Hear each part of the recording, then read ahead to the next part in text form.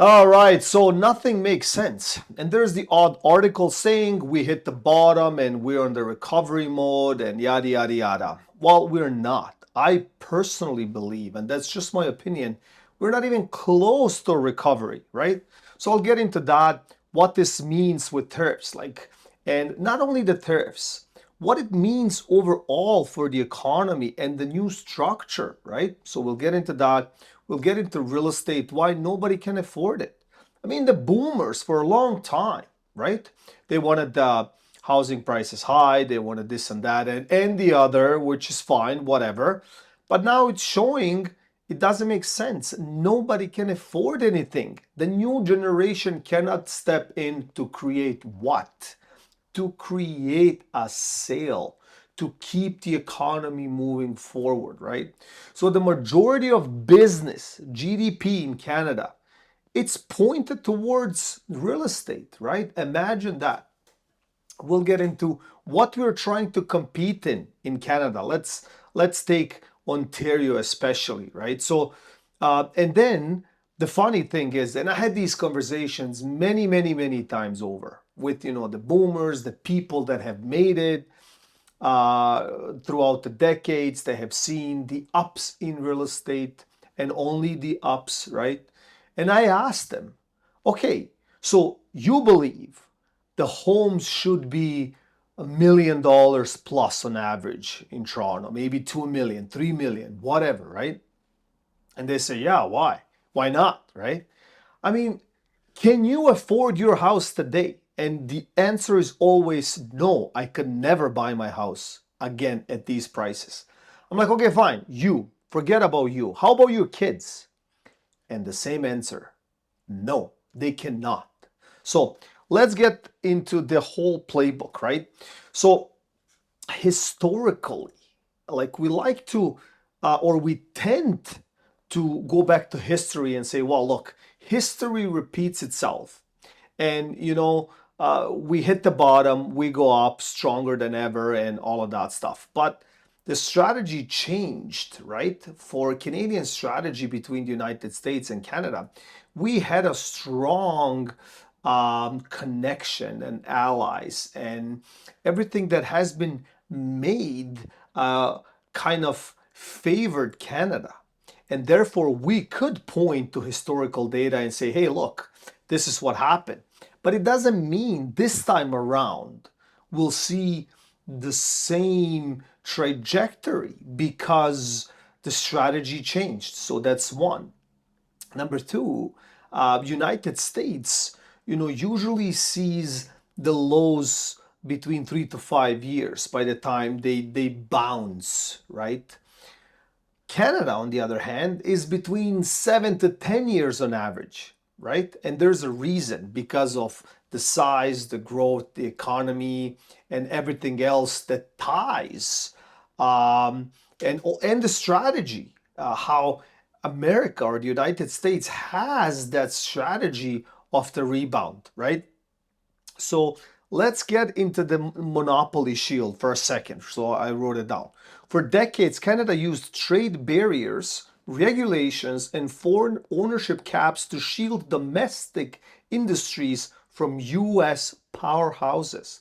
Instead of building world class competitive giants, we allowed small, protected domestic players to thrive without real competition, right? So basically what this means in Ontario, we are trying to compete against the biggest of the biggest, and yet we want to be shielded.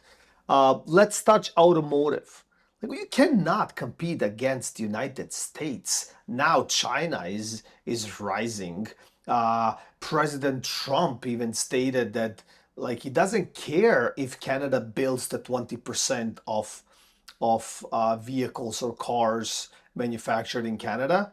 He can bring it all to Detroit. He doesn't care, right? So it means there's really no value when it comes. And all of those things tie up to one singular point. It's the roof over the house, the grocery expenses, how much you earn, what's your dollar worth, what can you actually buy, And how does that even make sense, right? Because like only a few small percent at the top can afford anything, right? Moving forward, right? So that's one. So then financials and banking. Again, we try to go against the US. You cannot go financially against the US or even compete, not even close. Insurance. That's the UK's game. That's England. That's what they're known for. And there's telecommunications, right? So we have all these barriers that we're protecting ourselves, which is fine, right? But they did not even cross the border. Like those giants uh, would destroy our Canadian companies. What this means, we were protected for a long time, and we have seen the growth, right? So we like it is hard to say what will happen in the future, but with all those circumstances, what we're dealing with, right? Like the average price in Toronto being at $1 million, nobody can afford anything anymore. Gas prices are likely to shoot up once again. Bank rates are likely to shoot up once again. So all these segments, now we're getting into the condo market that's completely destroyed, and not only the segment of being expensive, but the style, what they have built, it's not suiting an average Canadian, right? Like people don't like it. They don't like these condo small cells, uh, small footprints, high price, and then the investors are dealing with um, uh, high ongoing costs with maintenance, taxes, mortgage, and everything else. And whatever they would ask in order to break even, it would not make sense for our ordinary tenant, right? It would not. So therefore, we have hundreds, maybe even thousands of units sitting empty, not leased, and all that stuff. So that's one segment. Now, moving money around, right? Like people, investors like to move money around. They like to make a profit. That's why they do what they do, and it's common sense. It's called business, capitalism. You can call it whatever you want, right? But it's just math one on one. I want to invest, I want to make a gain. Like it's very simple, right? And it should be like that. Nothing wrong with that.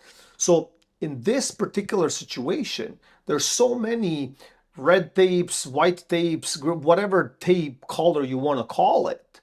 But it's hard to move projects because the hands are tied, right? Like time delays, projects are delayed, cost a lot of money, taxes and overhead, it's stupid high. So therefore, that segment is also shrinking. So like majority of the actual economical growth has been focused and shifted towards real estate and towards selling these homes or units to one another in Canada in order to grow the price to sky high, and nobody can afford it at this point. And we have seen a 29.3%, so that's almost 30% decline since 2022. And that's higher than the early 90s crash in Canada, right? So uh, I believe personally, we're not even close to the bottom, even though some are claiming, because we don't have substance to hold the economy upright. We don't have the tools in place to hire people, to have immigration, to employ them, because it's a joke. Like we already used that ace in the card deck. We used 5 million immigrants, and they came and fine. But what happened? Nothing happened. Real estate still continued declining, right? So now they're claiming some more numbers, hundreds of thousands of newcomers and this and that and yada, yada, yada.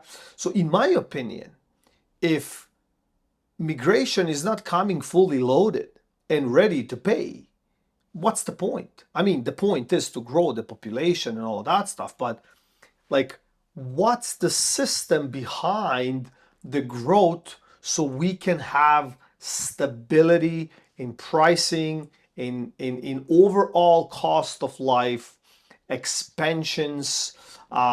It's not only building houses. You need infrastructure.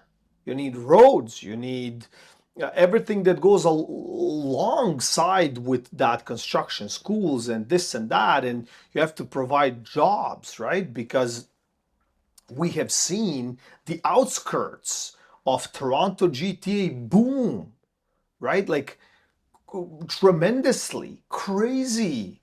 Why? Because there was a huge direct reasoning behind it, and that was COVID. Okay, lockdown. People wanted a backyard, front yard, more land, less neighbors, whatever they had in their mind or head or situation. So fine.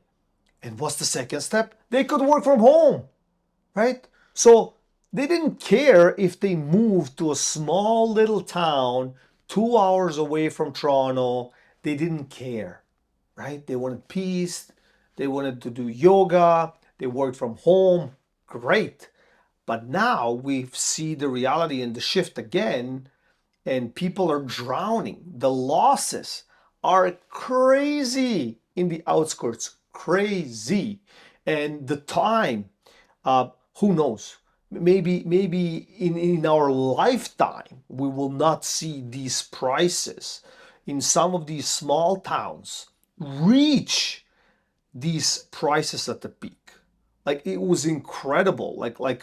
I myself have seen properties nicely decored, but the prices were insane. We're talking 16, 1800 square feet for a detached home on a 32 or a 34 lot, brand new build, uh, going for $1 million plus, right? Like now, like we're picking up these houses for between $600,000 and $700,000. So that's a massive drop of $400,000 all day long, right? So how many years and what do we have to do to restructure, to rejig not only a small segment of something that's called real estate, but how do we pave uh, a road for Canadians to say, hey, look, when I finish school, I can have a job.